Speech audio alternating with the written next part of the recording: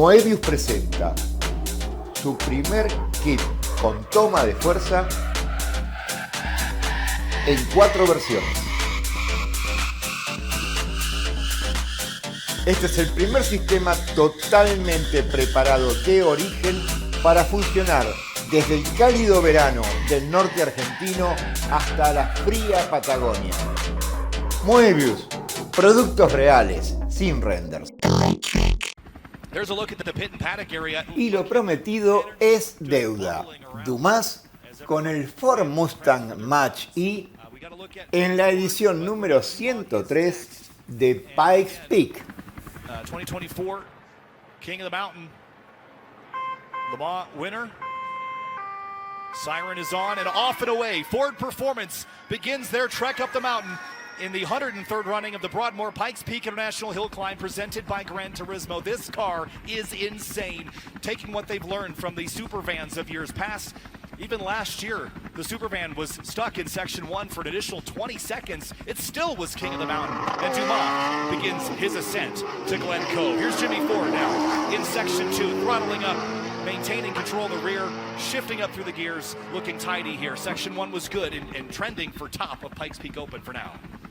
Dumas revealed that the 1,400 bhp car with its physics-defying 3,130 kg of downforce is the evolution of everything Ford has learned from Pikes Peak over the previous 2 years, as you mentioned. When you put a guy like Romain Dumas in a car like this, you are setting up for a king of the mountain. I mean, again, he has the overall course record set back in 2018, a 757, 148. Again, we're not running the full course today because of the wind conditions at the top of the mountain, but you put Romain Dumas, you put Ford Performance together, what they build is a demonstration of the future technologies with this Mach-E.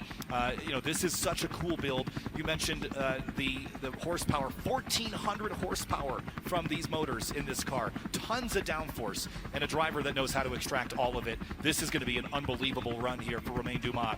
Climbing up through section number 1 and looking very tidy all the way so far. The time should come from improvements made to the lower chassis and the downforce they're generating, as we mentioned earlier. So excited to see what time Jimmy Ford, 3rd overall, and leads Pikes Peak Open now, at least for a moment. 4:08.193, the time for Jimmy Ford. Back to Dumas in the Ford Mustang Mach-E, the Super Mustang.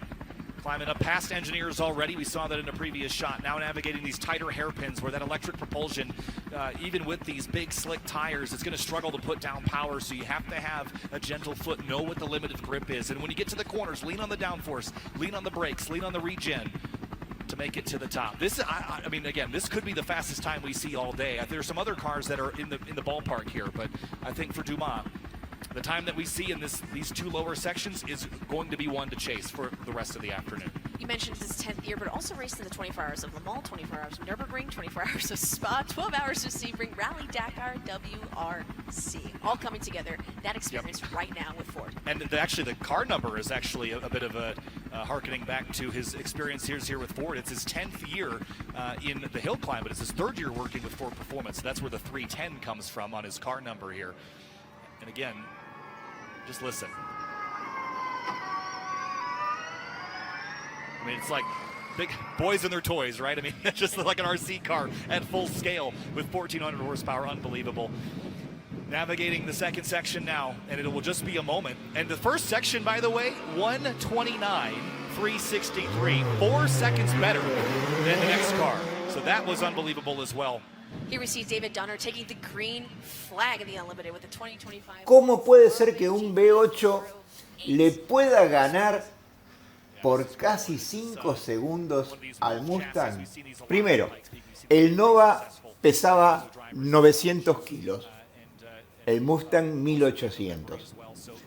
El Nova tenía una aceleración de 2,8 segundos 0 a 100, el Mustang de 2.2, pero el paso de curva era muy superior para el Nova porque hay algo que los rige a los dos por igual y son las leyes de la física.